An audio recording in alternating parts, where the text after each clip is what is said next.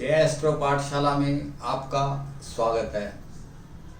हम वास्तु में बात कर रहे हैं गोल्डन रूल्स की और उनमें पद विन्यास की।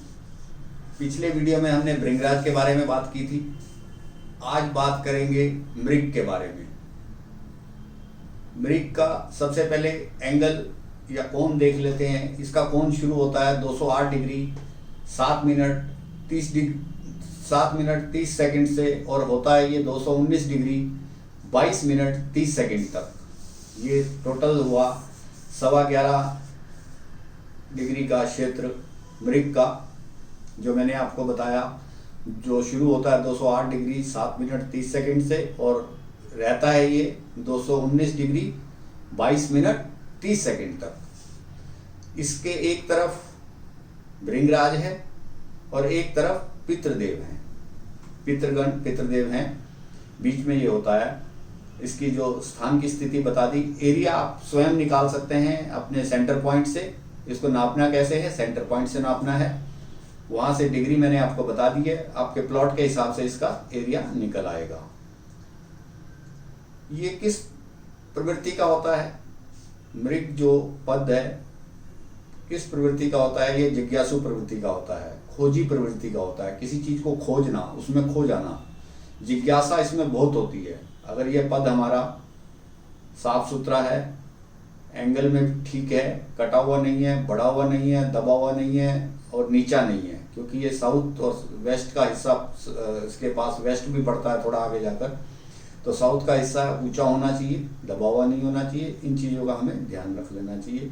अगर ये सब चीज़ें हैं तो जातक क्या होगा? जिज्ञासु होगा, खोजी प्रवृत्ति का होगा, डिकोड करने वाला, किसी भी चीज़ को डिकोड कर देगा कि बाल की खाल कैसे निकालेंगे, इसके पीछे रहस्य क्या है, उसको वो बहुत अच्छे से निकाल सकता है। अगर ये कोण हमारा अच्छा है, इसका एरिया हमारा हमने सुव्यवस्थित किया हुआ है, तो वो डिकोड किसी भी चीज को कर सकता है। यहाँ पर क्या कर सकते हैं हम? कार्य क्या कर सकते हैं? अपने टूल तराश सकते हैं। टूलों को तराशने का कार्य यहाँ कर सकते हैं। टूल क्या है? खाली टूल सुनार के लोहार के नहीं होते, हर व्यक्ति के टूल होते हैं। एक सीए के भी टूल होते हैं, एक लोहार के भी टूल होते हैं, एक सुनार के भी टूल होते हैं, एक ग्रहणी के भी टूल होते हैं। उन चीज़ों को संवारने के, उनको उनमें तराशने के लिए या उनको रखने का ये स्थान है। जैसे कोई एक लेखक है तो उसको पेन प्रॉपर होना चाहिए, और कोई जिसका हथौड़ी पेचकस का काम है, छेनी का काम है, तो वो यहाँ अपने टूल को तराश सकता है। जो भी आपका टूल है उसको यहाँ तराशा जाए तो बहुत अच्छे से आप उसको तराश पाएंगे, जिससे कि आपकी कार्य की गतिविधि अच्छी हो जाएगी। ये उसका मेन स्थान है। और इसका क्या कार्य है? अगर ये हमारा शुभ प्रभाव में है, कोई भी जांच या अन्वेषण करने में माहिर होता है, कोई भी जांच करने में या अन्वेषण करने में जातक माहिर होता है, उसमें सारे गुण मृग वाले मिलते हैं। जैसे मृग की गति होती है, जैसे बाज में जो गुण होते हैं, वो सारे गुण उस जातक में धीरे धीरे आने लग जाते हैं, डेवलप हो जाते हैं। अगर उसका ये एरिया सही है, उसको क्या होगा, उस जगह उस जो भी उसको जांच दी जाएगी उसकी डिटेलिंग वो पहले समझेगा, या कोई कार्य उसको दिया जाएगा कि उसकी पूरी डिटेलिंग को वो वर्कआउट करेगा, उसको समझेगा। जैसे ही उसका वो कार्य समझ में उसको आ जाएगा तो तुरंत वो उस काम में लग जाएगा। सतर्कता उसमें बहुत ज्यादा होती है, सूक्ष्मता बहुत ज्यादा होती है कि कार्य को इतने सूक्ष्म तरीके से करेगा कि उसकी कोई भी परत वो उसकी नजर से दूर नहीं जा सकती। अगर इतना हमारा एरिया वो साफ है तो उतनी ही सूक्ष्मता, जितना एरिया हमारा साफ है उतनी सूक्ष्मता बढ़ती जाएगी। जितना एरिया हमारा खराब है, कटा हुआ है, फटा हुआ है, दबा हुआ है, उतनी सूक्ष्मता में स्थूलता आती जाएगी, तो कार्य करने में जातक को भी मजा नहीं आएगा, उसके रिजल्ट भी अच्छे नहीं होंगे। ये हमें ध्यान रखना है। इस एरिया में जो मैंने आपको डिग्री बताई है, उसका क्षेत्र निकाल के उसको देख लें। उसके मृग के एक तरफ भृंगराज है, एक तरफ पितृ है, उनकी क्या पोजीशन है, क्योंकि पड़ोस का भी प्रभाव पड़ता है, तो वो भी हमें देखना है। उसके आगे क्या है वो भी हमें सब देखना है। अब ये मैंने आपको शुभ प्रभाव सारे बता दिए। अशुभता कब होती है, इसमें हमारे विफल प्रयास कब होते हैं? गलती से हमने वहां मेन गेट बना दिया। ये मेन गेट बनाने की जगह नहीं है, यहाँ पर मेन गेट नहीं बना सकते। मेन गेट के लिए हमने साउथ में अगर गेट बनाना है मेन गेट, तो गृह छत वाली जगह आपको पहले भी हम बात कर चुके हैं, तो वहां बनाना चाहिए। प्रॉपर स्थान वहीं पर है। अगर हमारा मेन गेट यहाँ बन गया तो हम जीरो हो गए।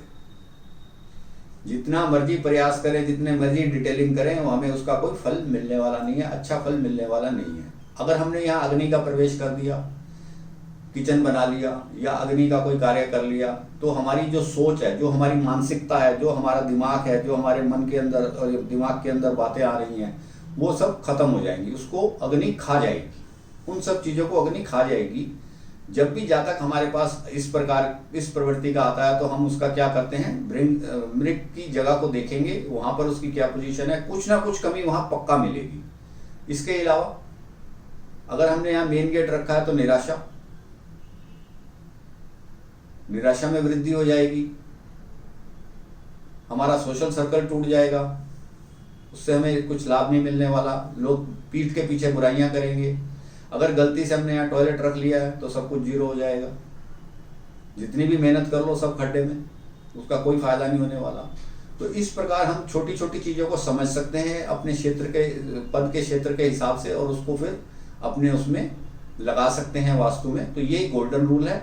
यहाँ पर हम क्या करें, अगर ऐसी कुछ गतिविधियां गलत हो रही हैं तो हमें वहाँ क्या करना चाहिए, वहाँ पर हमें अपने टूल्स को रखना चाहिए, अपने जो सर्टिफिकेट्स हैं उनको रखना चाहिए, मृग का चित्र लगा सकते हैं कुछ उसका प्रभाव कम करने के लिए। अगर वहाँ पर हमें कुप्रभाव आ रहा है, उसका प्रभाव अच्छा नहीं आ रहा, तो वहाँ पर हम मृग का चित्र भी लगा सकते हैं, अपने सर्टिफिकेट भी लग सकते हैं, और जो हमारे टूल्स काम में आते हैं उनको भी वहाँ रख सकते हैं।